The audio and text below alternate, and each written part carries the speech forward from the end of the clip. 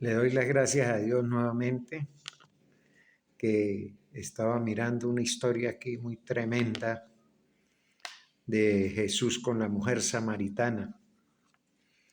Y podía yo ver que una mujer con un pasado vergonzoso, según la historia, se encuentra con el hombre que realmente conoce todo su pasado. Ella se consigue con un hombre que le conoce todo su pasado y está a cara con él, con ella, y ella con él. Entonces, nosotros qué podemos ver en esta historia tan grande, que Jesús le ofrece algo que cambiaría su vida para siempre, la agua viva, que calmaría la sed más profunda de su alma. Ahí estaba cara a cara con Jesús. Este encuentro no solo cambió su vida, sino transformó barreras, transformó unas barreras religiosas y sociales que existían entre los samaritanos y los judíos. Esto era algo tremendo, hermano, un odio bravo, que hizo que Jesús, ¿qué hizo verdaderamente? Uno se da cuenta, porque yo me pregunto, ¿no? ¿Qué hizo que Jesús escogiera a esta mujer samaritana para entregarle este mensaje tan poderoso que cambió la forma verdaderamente de entender el amor y la gracia de Dios para estas personas? Pero es que estamos en el siglo XXI y todavía no entendemos verdaderamente el mensaje de amor, que podamos nosotros ver la gracia de Dios en nosotros. Nosotros seguimos en la misma historia de estas gentes. Por eso lo estaba trayendo aquí, porque ahorita he escuchado yo a trinitarios hablándole, diciéndole, preguntándole a una persona, a un trinitario, que si un Jesús solo se le puede decir hermano. No, no se le puede decir hermano, dice él. Le preguntan a un Jesús solo, a un unitario, que si un trinitario puede ser hermano. No, no puede ser hermano. Bueno, igualito estaban los samaritanos y los judíos. Samaria, una tierra de montañas escarpadas verdaderamente y fértiles, en valles fértiles que estaba Samaria. Era un lugar cargado de historia y tensión. Era una cosa terrible que existían entre ellos, situada en el corazón de Palestina, la tierra de Palestina. Y esto, cuando yo leía ahí que Samaria estaba en la tierra de Palestina, escuché a un hermano con un conocimiento tremendo que Palestina no aparece en la Biblia. Imagínese eso. Fíjese hasta dónde están los conocimientos de las gentes que dirigen la iglesia de Cristo y se dicen ser hombres grandes verdaderamente en el conocimiento de las cosas de Dios. Entonces, ¿qué podemos nosotros ver? Que verdaderamente habían tenido encuentros físicos muy tremendos, espirituales, entre los pueblos hermanos. Eran hermanos, ellos eran hermanos de las mismas tribus de Judá, de las mismas tribus de Israel. Se habían dividido verdaderamente. Entonces, ¿cómo podemos nosotros darnos de cuenta de esta historia? Esta historia me está llamando mucho la atención a mí, porque realmente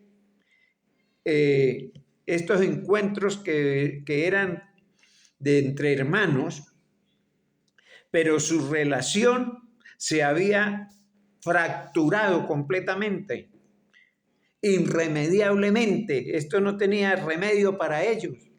Tanto sería que la historia de esta enemistad se remonta a muchos siglos atrás, en el periodo del exilio babilónico, cuando las tribus fueron llevadas por Nabucodonosor, ¿verdad? Entonces, nosotros estamos viendo aquí una historia que no solo es una historia para ellos. Por eso es que la Biblia es ahora y para siempre. Hoy, pasado, presente y futuro. Yo estoy viendo esta historia viva aquí en lo que nosotros vivimos, aquí nosotros. Destruyó Jerusalén. Nabucodonosor lo destruyó a Jerusalén. Verdaderamente la dejaron en ruinas, pero dejaron atrás las clases más pobres que sobrevivieron verdaderamente al dominio extranjero.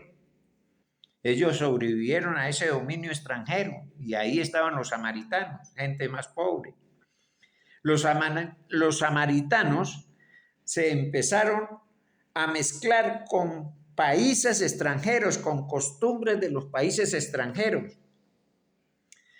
Los samaritanos adoraban a Jehová, pero empezaron costumbres paganas. Y de ahí que fueron indignos los samaritanos para los judíos, que ellos, cuando regresaron, le fueron a prestar la colaboración de ellos, ir a ayudar a edificar nuevamente el templo, y ellos no los aceptaron porque eran indignos ellos, por esa mezcla que tenían pagana. Cuando los judíos regresaron con el liderazgo de Esdras y Nehemías a reedificar los muros de Jerusalén, a volver a levantar la religión judía en el templo que había sido destruido. Entonces, los samaritanos ofrecieron la ayuda para hacerlo, pero no admitieron que ellos pudieran estar ahí. Bueno, gracias a Dios por eso, porque nosotros vemos que fue la manera que llega Jesucristo. Entonces, ellos rechazaron, los samaritanos, rechazaron los lugares de adoración de los samaritanos. Así les tocara a los judíos dar una vuelta, pero no pisaban las tierras samaritanas. Era una cosa terrible. Caminaban más, pero no importaba. Ellos no, el odio era tan tremendo que la samaritana, ejemplo de esta historia, nos revela lo que con una reputación mala nos está revelando lo que nosotros estamos viviendo en estos tiempos, hermano. Esto es vivito, una historia vivita para nosotros. Esto no fue allá cuando Jesús anduvo por allá por todos los lugares. Esta historia está narrada para que nosotros también nos miremos en el espejo y nos veamos ahí, como judíos o como samaritanos. No estoy diciendo que se preguntan los trinitarios si un unitario puede ser hermano, y dice que no, y el unitario dice que el trinitario no puede ser hermano, y la católica dice que ella es la que hizo la Biblia, y que los evangélicos no pueden ser salvos porque se salieron de la iglesia. Es una tirria terrible. El adventista lo pone que si usted come no puede ser, no le dice que es cristiano. Y tienen la Biblia y creen en Jesucristo, igualitos samaritanos y judíos. Entonces vemos aquí verdaderamente la manera en que esta mujer samaritana, que está mostrándonos la historia, el divorcio era mirado muy mal. Pero Jesús ahora está hablando con una mujer que ya se había divorciado ya 5 veces, según, ¿no? que dice que había tenido 5 maridos. Ella había tenido ya 5 maridos, 5 divorcios, era indigna, porque ellos miraban mucho, tanto los samaritanos como todos los otros judíos. Eso era tremendo.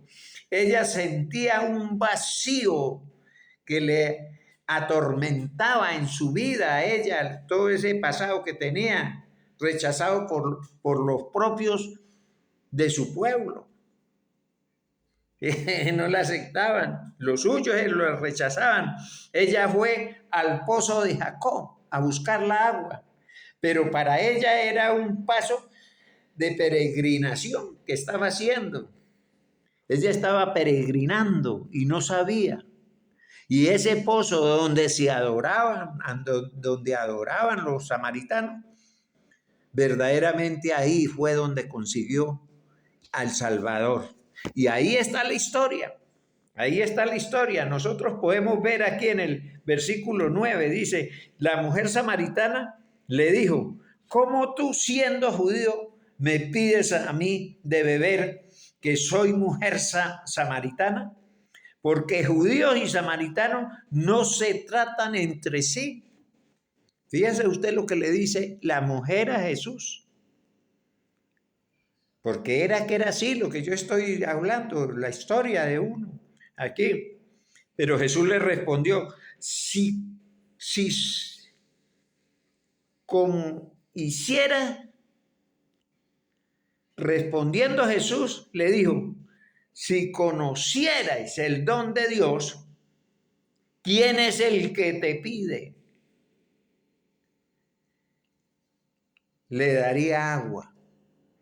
Él le dice con ese cariño, si conocieres el don de Dios y quién es el que te dice, dame de beber, tú le pedirías y él te daría agua viva.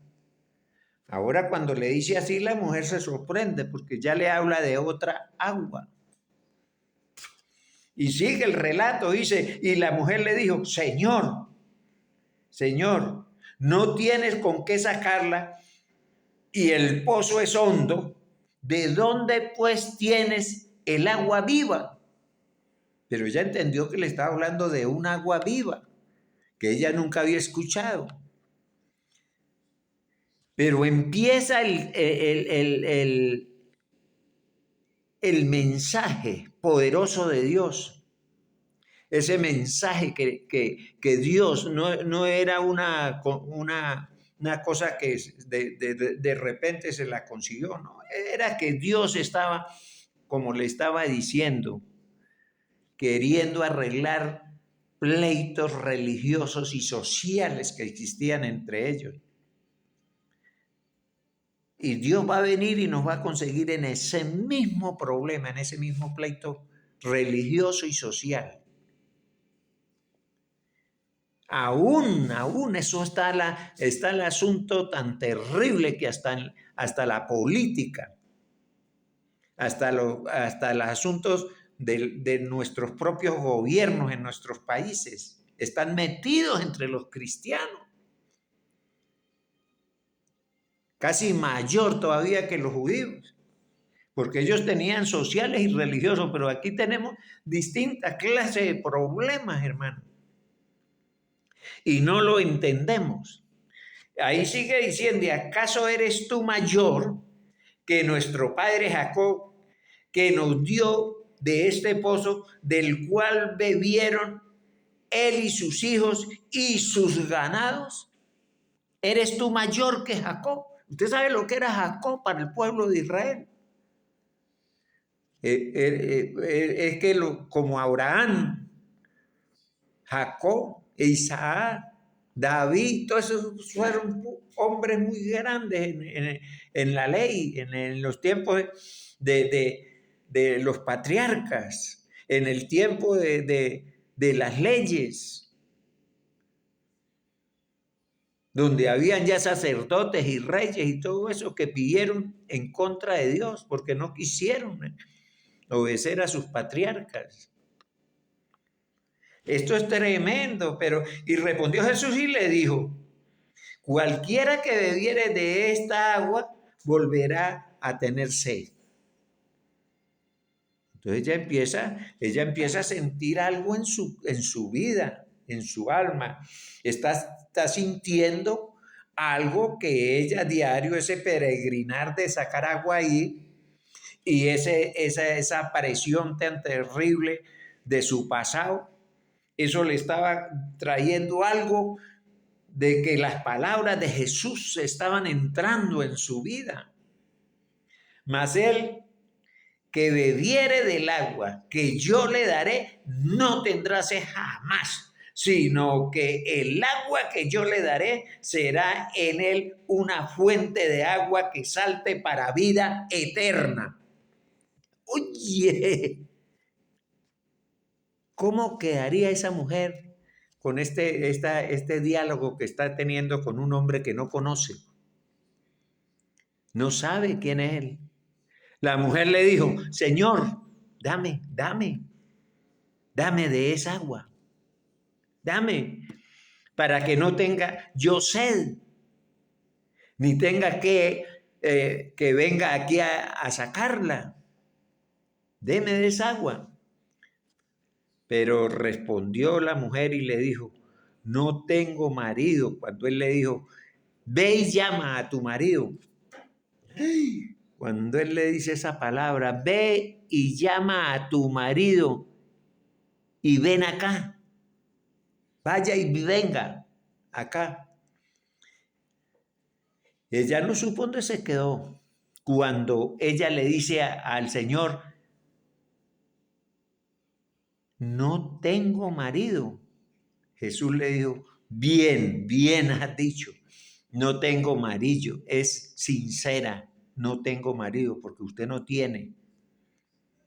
Pero la pregunta que viene ahora es la que pone a esta mujer en una posición tremenda. Ella le dice, y él le dice, bien has dicho, no tengo marido, porque 5 maridos has tenido, y el que ahora, con el que vive ahora, no es tu marido. Esto has dicho con verdad. O sea, usted ha dicho la verdad.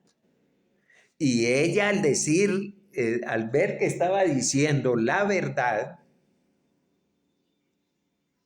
se siente contenta de que él le afirme sus palabras, no como los otros que la tenían muy mal, ¿verdad? Nuestros padres adoraron en este monte y vosotros decís que en Jerusalén es el lugar donde se debe adorar. Pero Jesús le dijo, mujer, créeme lo que le voy a decir, que la hora viene cuando ni en este monte, ni en Jerusalén adoraréis al Padre. Vosotros adoráis lo que no sabéis. Ahora le dice algo tremendo, ¿verdad? Porque la saca. Ellos no saben lo que adoran. Nosotros adoramos lo que sabemos, porque la salvación viene ¿de dónde? De los judíos. Ahora le está revelando algo que ella no entiende, claro, no entiende. Ella no sabe que él era de la genealogía de los judíos, que por los judíos pudo venir él, porque fue nacido de una judía, adoradora en el templo de Jerusalén, no en el pozo de Jacob. ¿Ve? Entonces, claro, pero ella no entiende, ¿ve? Dios es espíritu y los que le adoran en espíritu y en verdad es necesario que le adoren. Dios es espíritu. Los verdaderos le van a orar en espíritu y en verdad, no en Jerusalén ni en Samaria, sino en espíritu. Ella está recibiendo de Dios ese mensaje poderoso. Le dijo la mujer, sé que ha de venir el Mesías llamado el Cristo. Cuando Él venga, nos declarará todas las cosas. Ella le responde, sé que va a venir. En esto vinieron sus discípulos y vieron el asunto y se quedaron pensando. Pero vemos en el 32, Él les dijo, yo tengo una comida, porque los apóstoles llegaron a preguntarle que comiera. Dijo, no, yo tengo una comida. Yo tengo una comida que comer que vosotros no sabéis. Así le dijo a la mamá cuando también lo estaban buscando y todo eso. ¿No sabéis que en las cosas de mi Padre me es necesario estar? ¿Verdad? Entonces los discípulos decían, ¿que habrá traído alguno comida? Pero Jesús, como conoce los pensamientos de las personas, qué tremendo que con él no se podía, hermano. Entonces él les responde, les habla a ellos, le dice, mi comida es que haga la voluntad del que me ha enviado y que acabe su obra. ¿No decís vosotros aún faltan 4 meses para que llegue la siega? He aquí, os digo, alza vuestros ojos y mira los campos, porque ya están blancos para la siega. Ellos vieron venir el gentialón que venía de los samaritanos a escuchar qué era, porque que casi se vino todo el pueblo para el pozo de Jacob, donde estaba Jesús. El que ciega recibe salario y recoge fruto para vida eterna, para que el que siembra goce juntamente con el que ciega, porque en esto es verdadero el dicho, uno es que siembra y otro es que ciega. Yo os he enviado a cegar lo que vosotros no habéis sembrado, ¿verdad? Otros labraron y vosotros habéis entrado en tus labranzas. Habían llegado a los labradores. Entonces ahí estaba, hermano, mire, ahí estamos viendo esta historia tan tremenda. Pero gracias a Dios, hermano, que nosotros tenemos este mensaje y yo me pongo a pensar, ¿cómo puedo yo hacer? Yo estoy grabando estos videos, ojalá que sean mejor que cuando yo era pastor predicándole por allá a 50, 100 personas, 30, 40.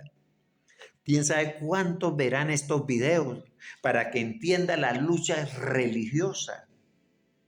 Que no es necesario de estas luchas religiosas. Nosotros debemos orar a adorar a Dios en espíritu y en verdad, no en este templo, ni en el otro templo, ni en la otra iglesia, ni en esta religión, ni en aquella, ni en un pleito que tienen entre ellos. No es necesario de eso. Los adoradores me adorarán en espíritu y en verdad, porque tales adoradores es necesario que hagan esto, que entiendan qué es el Evangelio, buenas nuevas de salvación. No dice que uno para ser evangélico tiene que ser de una religión o tiene que ser de esta manera, de aquí o de allí, como estaba aquí este problema aquí con los samaritanos y judíos. Ojalá que entendamos esto y que podamos realmente, antes de que venga Cristo, poder arreglar nuestras vidas con todas estas cosas. Quitemos de nuestra vida. Por eso es que no es que yo le estoy diciendo que nosotros tenemos que unirnos con una iglesia y con otra, porque los samaritanos y los judíos y todos dice que se unieron y agarraron cosas paganas de cosas, porque que hay iglesias que están haciendo cosas de lo que era en nuestra vida antigua. ¿Eh? El pensamiento malo, el no tener amor para la otra persona, para el más pobre, amar también al rico, al que sea. Uno no tiene por qué tener esa diferencia. Porque si entendemos lo que estamos hablando, Dios va a llegar el momento en que nos bautiza con el Espíritu Santo para que podamos entrar al reino de los cielos. Porque así como estamos, no vamos a poder entrar.